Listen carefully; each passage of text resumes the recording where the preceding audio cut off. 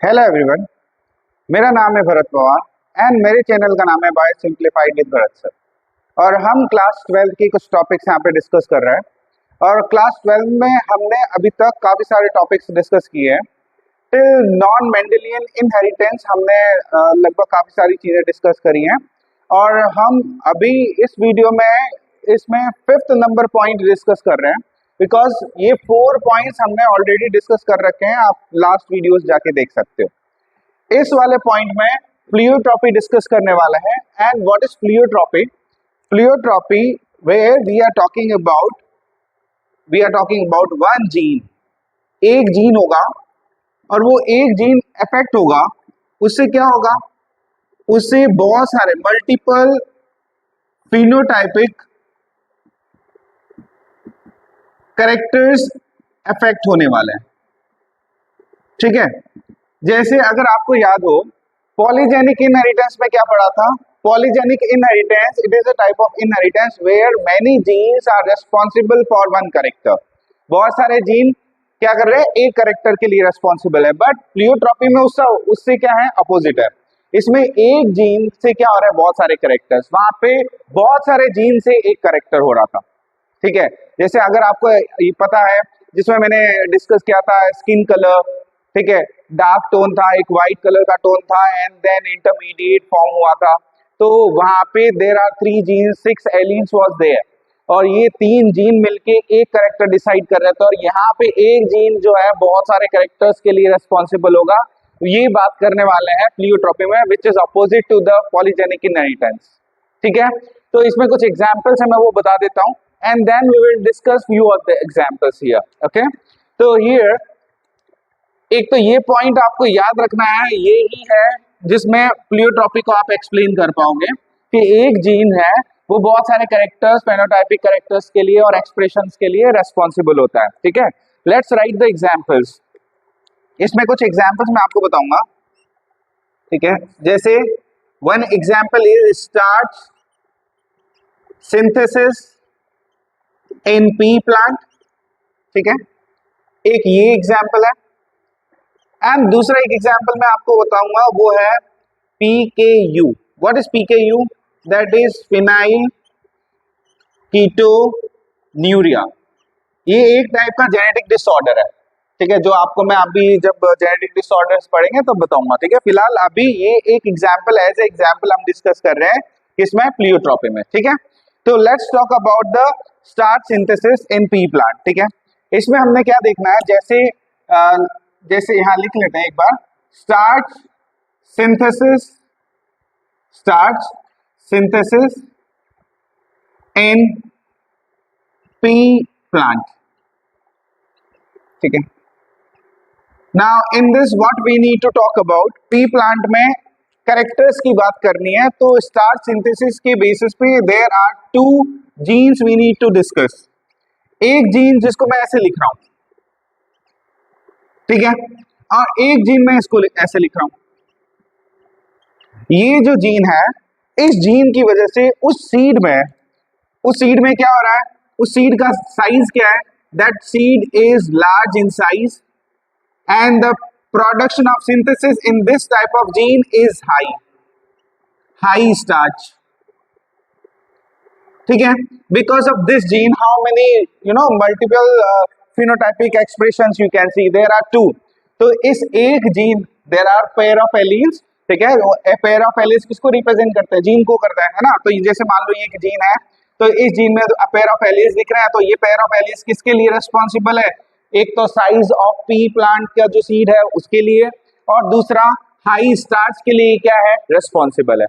अब इसका अपोजिट, जैसे ये डोमिनेट, ये रेसेसिव है। ठीक है, तो इनकम्प्लीट डोमिनेंस वाली बात कर रहे हैं हम। ठीक है, तो यहाँ पे क्या होगा? ये सीड जो होगा, if that seed contain this gene, तो that seed will be small and starch synthesis भी क्या होगा? Low starch synthesis. इस टाइप के सीड में जिसमें ये वाले जीन्स हैं, उसमें क्या होगा? उसका साइज भी स्मॉल होगा और उसमें स्टार्च भी क्या होगा? कम होगा। ठीक है, अब क्या होगा? ये जीन्स हैं और जीन्स में एलीन्स होते हैं। When the alleles we have, from the alleles what is going to form? From the alleles we are going to form gametes, we are going to form gametes, this is how the gametes are form. ठीक है, ये gametes बन गए। ठीक है, ये gametes है। अब गैमेट्स बनने के बाद क्या, व्हाट नेक्स्ट? गैमेट बनने के बाद फ्यूजन होता है, fusion of the gametes. Okay, तो ये फ्यूजन ऑफ द गैमेट्स कर देते हैं। F1 जनरेशन की बात कर लेते हैं, इतना ही बात करना है, F1 तक ही बात करना है अकॉर्डिंग टू योर बुक। तो ये दोनों B हम यहाँ लिखेंगे, and then this small b we will write this side only, यहाँ लिखेंगे। ठीक है, small b we will write here. ठीक है, अब रिजल्ट देखो, what will be the result. इसको इससे क्रॉस करोगे आप, क्या मिलेगा, ये मिलेगा। ठीक है, capital B small b, here also will get capital B small b, same thing capital B small b, here also capital B small b. Now in this case what will happen, it is the example of incomplete dominance, it is the example of incomplete dominance. और incomplete dominance में तो आपको पता है, because we have already discuss that incomplete dominance in snapdragon. ठीक है, Snapdragon में incomplete dominance हमने डिस्कस किया था। ठीक है, तो आप देखना इनकम्प्लीट डोमिनेंस का अलग से वीडियो मैंने प्रिपेयर किया है। तो इस वाले पार्ट में इनकम्प्लीट डोमिनेंस में क्या आपको समझना है कि इनकम्प्लीट डोमिनेंस उस टाइप का डोमिनेंस होता है जिसमें दो एलिल्स होते हैं, उसमें एक डोमिनेंट होता है, एक रेसेसिव होता है, बट जो डोमिनेंट एलील है वो कंप्लीटली डोमिनेट नहीं कर पाता है उस रेसेसिव एलील्स को। तो जब नहीं कर पाता है तो क्या होता है, कैरेक्टर जो मिल रहे हैं वो इंटरमीडिएट कैरेक्टर मिलते हैं, और जब इंटरमीडिएट कैरेक्टर मिलेंगे तो वो कंप्लीट डोमिनेंस हो नहीं सकता, है ना। तो यहाँ पे क्या मिलेगा यहाँ क्या मिलने वाला है, देखो ये जो यहाँ पे 100% हमें क्या मिल रहा है, कैपिटल B और स्मॉल b मिल रहा है ना, तो इसमें क्या होगा, the size of that seed is intermediate, size क्या मिलेगा, इंटरमीडिएट होगा, साइज इंटरमीडिएट साइज, एंड जो स्टार्च सिंथेसिस होगा वो भी मीडियम लेवल का होगा, medium level of starch synthesis in this type of seed. ठीक है, और ये एक एग्जांपल आप कह सकते हो इनकम्प्लीट डोमिनेंस का है। तो इसमें बेसिकली समझना क्या है आपको, देखो समझना ये है, क्या एक जीन बहुत सारे कैरेक्टर्स, फिनोटाइपिक कैरेक्टर्स के लिए रिस्पॉन्सिबल है, क्या है या नहीं है, वो देखना है। तो यहाँ देखो ये एक जीन है जिसमें अ पेयर ऑफ एलील्स है, तो ये एक जीन कितने कैरेक्टर्स के लिए रिस्पॉन्सिबल है, 2 कैरेक्टर्स के लिए रिस्पॉन्सिबल है। किसके लिए, इंटरमीडिएट साइज के लिए, एक साइज के लिए, और एक starch synthesis, amount of starch synthesis के लिए, है ना। तो यहाँ पे भी तो यही हो रहा था कि ये जीन है, ये जीन में 2 कैरेक्टर्स, ये जीन एक जीन 2 कैरेक्टर्स के लिए, फेनोटाइपिक एक्सप्रेशंस के लिए रेस्पॉन्सिबल है, जिसमें एक लार्ज और एक क्या है, हाई स्टार्च सिंथेसिस। इसमें जैसे ये जीन है तो ये स्मॉल और लो स्टार्च सिंथेसिस के लिए रेस्पॉन्सिबल है। फिर इन्होंने गैमेट्स बनाया, and then finally we will get the result in F1 generation, then it is a type of incomplete, as I said, incomplete dominance, that means somewhere in between the things will be formed। और इस gene की वजह से, ये pair of alleles हैं तो ये gene हुआ है ना, तो ये जीन क्या कर रहा है, ये 2 कैरेक्टर्स के लिए रेस्पॉन्सिबल है, आप देख सकते हो। ठीक है, और ऐसे प्लियोट्रॉपी का एक एग्जाम्पल हमने डिस्कस किया which is given in your book. ठीक है, एक और एग्जाम्पल मैं आपसे डिस्कस करने वाला हूं, वो है फिनाइल कीटोन्यूरिया। ठीक है, वो फिनाइल कीटोन्यूरिया क्या है मैं आपको बताता हूं। ठीक है, हाँ, तो अब हम बात करने वाले हैं फिनाइल कीटोन्यूरिया के बारे में। ठीक है, which is the another example of pleiotropic. ठीक है, फिनाइल कीटोन्यूरिया। ओके, सो अब ये है क्या, फिनाइल कीटोन्यूरिया क्या है। Phenyl ketonuria is a type of genetic disorder, जो अपकमिंग टॉपिक्स में मैं आपको बताऊंगा, बट अभी as a phenyl ketonuria as example of pleiotropy हम डिस्कस कर रहे हैं। ठीक है, तो इसमें होता क्या है कि सब एक जीन है, फिनाइल एक जीन है, ये जीन डीएनए पे प्रेजेंट है। ठीक है, जीन किस पे प्रेजेंट है, gene is present on the DNA, and there are 25 to 30,000 gene present on the DNA, this is one of them. ठीक है, तो ये जीन क्या करेगा, ये जीन एक एंजाइम के लिए रिस्पॉन्सिबल है। ठीक है, उस एंजाइम का नाम क्या है, उस एंजाइम का नाम है फिनाइल एलेनिन हाइड्रोजाइलेज। ठीक है, ये एंजाइम है, ठीक है, ये एंजाइम जिसका नाम है phenylalanine hydroxylase, and this is the enzyme, enzyme means protein, है ना, ऑल एंजाइम्स आर प्रोटीन। तो ये एंजाइम है जो एक टाइप का प्रोटीन है, वो इस जीन से मिला है, ठीक है, इस जीन से ये बन रहा है और इसकी वजह से अपनी बॉडी में क्या हो रहा है मैं आपको बता रहा हूं, ठीक है। देखो, because of this enzyme we are eating phenyl alanine, ठीक है। ये फिनाइल एलेनिन क्या है? It is a type of amino acid, ये क्या है? एक टाइप का अमाइनो एसिड है, ठीक है। तो ये अमाइनो एसिड है जो हम फूड के साथ जैसे मीट वगैरह खाते हैं तो उसमें ये फिनाइल एलेनिन मिलता है, जो अपनी बॉडी में हमेशा कंटिन्यू फूड के थ्रू जाता रहता है, ठीक है। तो अब होता क्या है, ये phenyl alanine because of the action of this enzyme, which enzyme? Phenylalanine hydroxylase. ये फिनाइल एलेनिन एक दूसरे टाइप के अमीनो एसिड में क्या हो जाता है? चेंज हो जाता है। The name of that amino acid is tyrosine. और ये जो चेंज होने का प्रोसेस है, this thing is takes place in the liver. किसमें होता है? लीवर में होता है, ठीक है।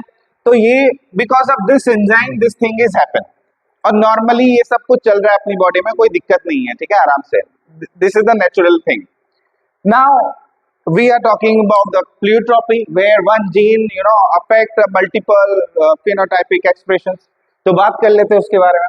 अब जैसे एक जीन है, ये जीन हो गया डिलीट हो गया, मान लो this gene is deleted, this gene is now this gene is deleted. अब ये जीन डिलीट हो गया तो क्या ये फिनाइल कीटोन्यूरिया बनेगा? तो ये फिनाइल कीटोन्यूरिया बनना क्या हो जाएगा? स्टॉप, मतलब नहीं बनेगा। अब जब ये नहीं बनेगा तो फिनाइल एलेनिन क्या टायरोसिन में चेंज होगा? नहीं होगा। तो फिनाइल एलेनिन आप फूड के थ्रू एवरीडे आपकी बॉडी में जा रहा है, और ये अनदर फॉर्म में चेंज होना जरूरी है for the proper functioning of our body. तो होगा क्या? Because of this enzyme absence of this enzyme, ये फिनाइल एलेनिन इसमें चेंज होगा ही नहीं। और जब ये इसमें चेंज नहीं होगा तो एक सर्टेन टाइम पीरियड के बाद ये फिनाइल एलेनिन किसमें चेंज हो जाएगा? ये फिनाइल एलेनिन चेंज हो जाएगा फिनाइल पायरुविक एसिड में। किसमें चेंज हो जाएगा? फिनाइल पायरुविक एसिड में क्या हो जाएगा? ये चेंज। और जब फिनाइल पायरुविक एसिड में चेंज होगा तो ये फिनाइल पायरुविक एसिड जाके ब्रेन में एक्यूमुलेट होगा, ब्रेन में जाके क्या हो जाएगा? एक्यूमुलेट होगा, एक्यूमुलेशन इन द ब्रेन। और जब ब्रेन में जाके कहीं पे भी जाके डिपॉजिट होगा तो ब्रेन तो आपको पता है बहुत सारे फिनोटाइपिक कैरेक्टर्स के लिए, मल्टीपल फिनोटाइपिक एक्सप्रेशन के लिए रेस्पॉन्सिबल है, ठीक है। तो अगर ब्रेन में जाके ये फिनाइल पायरुविक एसिड जाके ब्रेन में जाके कलेक्ट होगा तो उस ब्रेन का जो पार्ट जहां पे जाके एक्यूमुलेट हो रहा है उस पार्ट से रिलेटेड बहुत सारे फेनोटाइपिक एक्सप्रेशंस देखने के लिए मिलेंगे, है ना। तो हुआ क्या बेसिकली कि एक जीन जो ये बना रहा था, सिर्फ इसने बनाना, ये डिलीट हो गया तो ये बनाना बंद कर दिया इसने। जब ये बना नहीं तो फिनाइल एलेनिन टायरोसिन में चेंज हुआ नहीं, और जब ये नहीं चेंज हुआ तो एक सर्टेन अमाउंट तक अपनी बॉडी में ये कलेक्ट हो phenyl alanine, and certain time के बाद फिनाइल एलेनिन किस में चेंज हो गया? फिनाइल पायरुविक एसिड में चेंज हो गया। और जब फिनाइल पायरुविक एसिड में ये चेंज हुआ तो फिनाइल पायरुविक एसिड कहाँ जाके एक्यूमुलेट होने लग गया? ब्रेन में एक्यूमुलेट होने लग गया।